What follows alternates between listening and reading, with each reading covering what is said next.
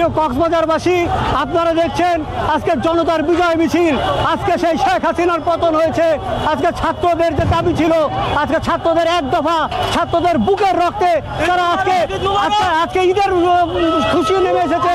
আজকে যে শত অত্যাচার অবিচার পালন করে আজকে ছাত্ররা বিজয় ছিনিয়ে নিয়েছে।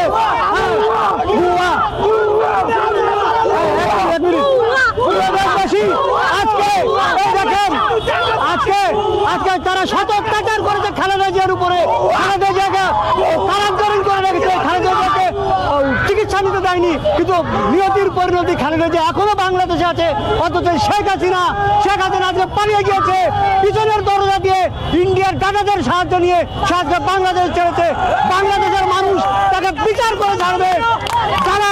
দালাল আজীবন দালালি তাকে। বাংলার জনগণ, ছাত্র জনগণ আজকে তারা যে বিজয় মিছিল করছে, তারা যে বিজয় ছিনিয়ে এনেছে, তারা আমাদের স্বাধীনতা ছিনিয়ে এনেছে। আজকে যে ছাত্রদের লাল সালাম, ছাত্রদের খোদা হাফেজ, আজকে বিজয় মিছিল।